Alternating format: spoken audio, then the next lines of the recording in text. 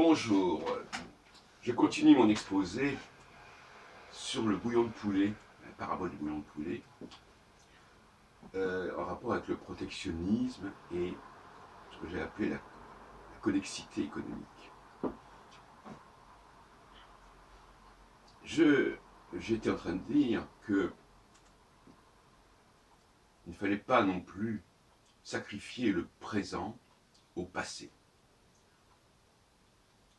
Je vais par exemple aux offices religieux juifs du vendredi soir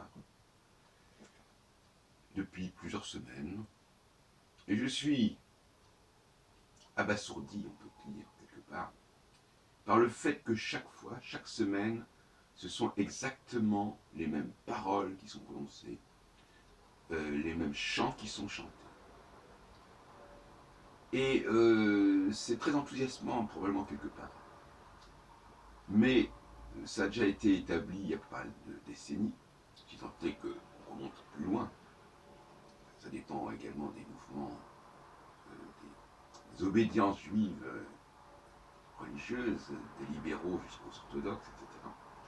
Mais le fait est qu'aujourd'hui, on fonctionne sur des bases qui ont été posées il y a pas mal de temps. Tant sur le plan euh, des mots, des formules, que sur le plan des airs et de la musique. Alors je sais que c'est un rapport avec le folklore, et que le folklore par définition renvoie à un passé, à une mémoire. Mais là aussi, je vois un symptôme de décadence. Et les quelques minutes que le rabbin ou la rabbine, selon les groupes, ou la rabbin, euh, improvise au propos de la paracha, de la péricope, du découpage du Pentateuque pour la semaine en question, les quelques minutes consacrées au prochain bar mitzvah pour le lendemain, etc. Tout ça, ça crée une forme effectivement de surprise, enfin entre guillemets, d'inattendu, mais globalement, ça reste très figé. Et je trouve que dans le religieux, il doit y avoir une part d'improvisation, de spontanéité, d'élan, qui ne doit pas être nécessairement articulé sur des textes déjà établis. Alors vous me direz, oui, mais chaque fois qu'on le dit, on le dit autrement, c'est un an. Voilà. Et puis il faut effectivement être en concordance, donc il faut être d'accord sur ce qui est. Il faut déjà que ce soit écrit. Cette façon de croire qu'on ne peut pas se mettre, on ne peut pas faire des choses intéressantes si on ne se réfère pas à des choses qui sont déjà instaurées depuis longtemps, des consensus anciens. Moi, je plaide pour les consensus nouveaux. Une société dynamique, c'est une société qui peut se renouveler, peut en tout cas s'ajuster en permanence, peut trouver de nouveaux accords, de nouvelles convergences entre les uns et les autres, de nouveaux consensus, de nouvelles formulations. Bon, donc, je reviens à cette idée qu'il faut exploiter les ressources disponibles, dans n'importe quelle enceinte. Moi-même, par exemple, j'organise des colloques depuis 40 ans. J'ai toujours dit qu'il fallait tenir compte des gens qui étaient présents. Même quand ils n'étaient pas programmés, qui n'avaient pas été prévus, ils n'étaient pas sur le programme. J'ai toujours été extrêmement vigilant au niveau du public, soit parce que c'était des gens que je connaissais, et qui n'étaient pas programmés, mais qui savaient qu'en venant à mes colloques, je ne pourrais pas ignorer leur présence, et que je les ferais participer à des tables rondes, je les interpellerais. Soit des gens que je ne connais pas, mais qui par leur présence, par leur expression, attireraient mon attention et me conduiraient également à leur accorder une certaine importance dans la réunion. Donc il y a une improvisation, une écoute. Écouter, c'est pas simplement laisser parler l'autre. Nous sommes un dimanche matin, qui est un dimanche consacré au café philo, notamment le café des phares, place de la Bastille et bien d'autres. Il faut être à l'écoute des gens qui parlent, des gens qui ont des choses à dire. Si par exemple il y a une sorte de ronronnement où tout le monde dit la même chose sur un sujet, il faut chercher la personne qui va dire autre chose, qui va créer une dynamique, qui va faire apparaître des clivages auxquels on ne pensait pas. Et ça, c'est un travail qui est insuffisant. Donc là, il y a un manque d'exploitation. Et par conséquent, quelque part, je dirais, un manque de vigilance. Donc le cerveau fonctionne au ralenti, le cerveau n'est pas à l'affût. Tout ce qui endort le cerveau me paraît nocif, négatif. Il est bon que nous fassions travailler nos oreilles, notre cerveau en permanence, que nous improvisions, que nous écoutions, que nous discutions, et que, par exemple dans les cafés philo, nous n'en restions pas à des anciennes définitions des mots. Il faut constamment les renouveler, comme dirait Descartes, qui disait toujours qu'il fallait se sevrer de l'apprentissage du langage que nous avons pu avoir dans notre enfance, etc. Il y a un énorme travail à ce niveau-là. Et donc, ma philosophie, c'est qui est marquée un peu par Épictète, que j'ai lu très jeune, de prendre ce que nous avons et de l'exploiter mieux qu'on ne le pensait, parce que parfois, on a des choses et on ne sait pas en profiter. On a des gens autour de nous, on ne sait pas en profiter. Et on va ailleurs alors qu'on a des gens très bien à côté. On va acheter ailleurs alors qu'on a des choses qui sont très bien à côté. Le bouillon de poulet, par exemple, qui est-ce qui actuellement boit du bouillon de poulet? Très peu de gens. Est-ce qu'on propose du bouillon de poulet au lieu de nous proposer du thé? C'est la fameuse poule au pot d'ailleurs d'Henri IV, au début du XVIIe siècle. Voilà. On a des poulets, et avec ces poulets, on a des boissons chaudes, que n'importe qui peut préparer, et surtout en cette période hivernale, pareil, tout à fait heureux. De même que, est-ce qu'il faut aller tout de suite chez le pharmacien quand on a un début de rhume, etc. Bon. Je ne dis pas que le bouillon de poulet soit une panacée universelle, mais c'est emblématique.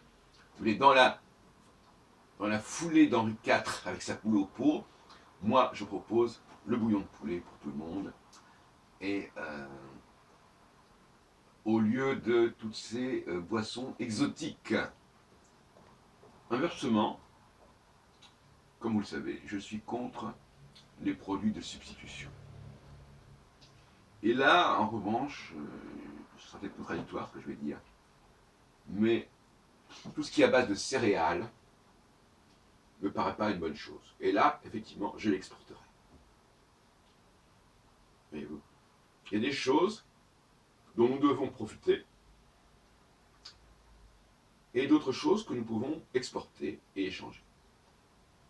La France est un gros producteur de céréales, mais très franchement, les céréales ne sont pas la nourriture la plus saine et la plus heureuse qui soit.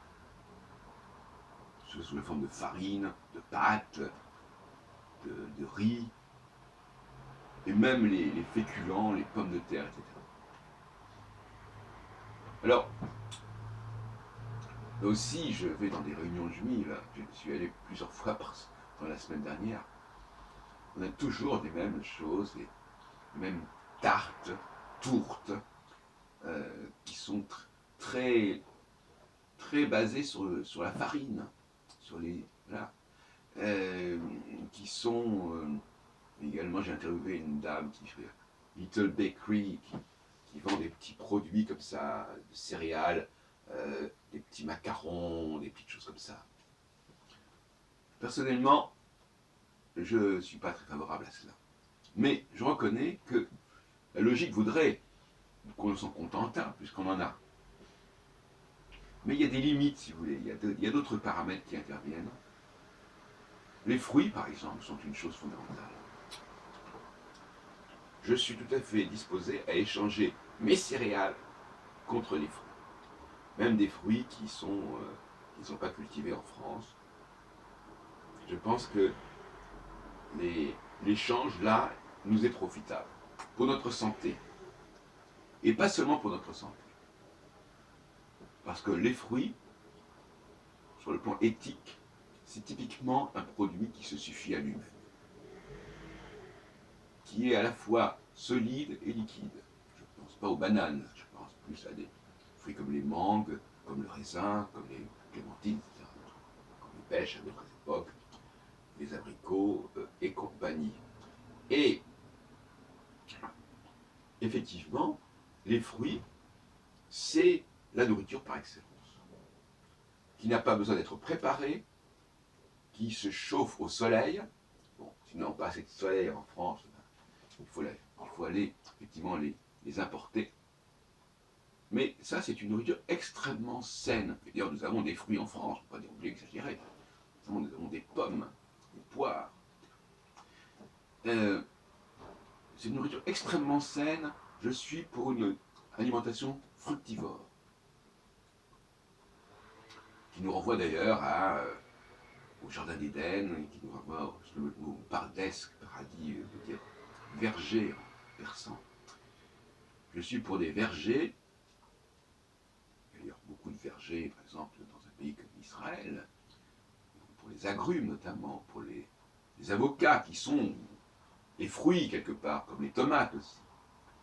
Ce que je reproche aux légumes, c'est qu'il faille les assaisonner avec de l'huile, avec des trucs comme ça, ou alors il faut les cuire. Bon, moi, le légume, pour moi, n'est pas l'exemple d'un produit qui se suffit à lui-même. Sauf dans des cas limites. Donc, et oui, je ne suis pas quand même complètement fermé sur l'importation et l'exportation, à condition que ça corresponde à une exigence fondamentale. C'est-à-dire qu'à condition qu'effectivement, si l'on peut nourrir la population mondiale grâce aux céréales et éviter la famine, si la France peut le faire, pourquoi pas? Qu'elle exporte son... Moi, je ne suis pas pour manger du pain, par exemple. Qu'elle exporte ses céréales, sa farine, tout ce qu'on veut. Et qu'en échange, elle se nourrisse abondamment de fruits. Reste la question de la viande que je n'ai peut-être pas envie d'aborder ici, parce que c'est polémique. Je pense que la viande est quelque chose qui fait partie intégrante de notre nourriture nationale, en tout cas. Parce que la viande est une... Donc il ne s'agit pas d'importer de la viande, je suis d'accord là-dessus. Il ne s'agit pas de favoriser l'élevage en dehors de la France, mais je pense qu'effectivement, la viande est un produit qui est très anciennement installé dans notre histoire de l'humanité, notamment sous la forme de la chasse, et qu'il faille développer la chasse, pourquoi pas. Mais c'est un produit qui me fait penser aux fruits, si vous voulez. Bon, bien sûr, à la différence des fruits, ce n'est pas le soleil qui fait mûrir les fruits, la viande, mais c'est le feu. Donc, effectivement, le feu est important. Mais c'est un produit qui, une fois qu'il est cuit, a son jus comme le fruit. On parle du jus de viande comme on parle du jus de fruit. À ce propos, d'ailleurs, les jus de fruits, bon, c'est pas mal. Mais l'eau, c'est pas mal non plus. Et je préfère les boissons chaudes, parce qu'elles se substituent à ces boissons exotiques dont je parlais tout à l'heure. Donc je suis en train de brosser comme ça progressivement l'idée d'une économie qui pourrait avoir des choix à faire, qui pourrait privilégier certains produits, en exporter certains, en importer d'autres, mais selon des critères très précis et sans, en tout cas,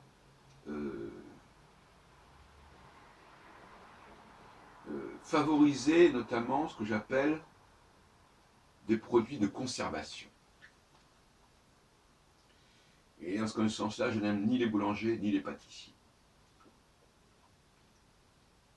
Je pense qu'un produit doit être frais.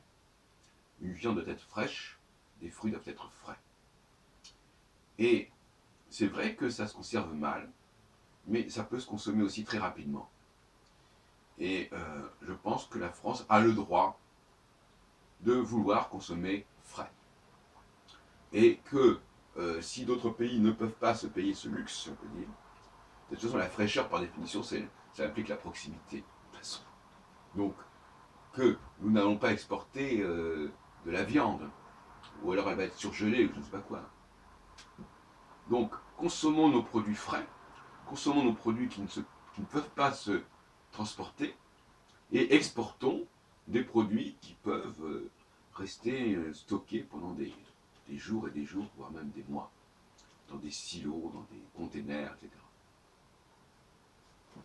Donc, en conclusion de ce petit exposé du dimanche matin, je dirais que nous devons travailler dans la connexité. C'est-à-dire exploiter beaucoup mieux que nous le faisons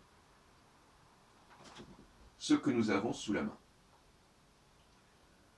Et ce bouillon de poulet est symbolique parce que moi je n'avais pas pensé, depuis le temps que je mange du poulet, je n'avais pas pensé à faire du bouillon de poulet.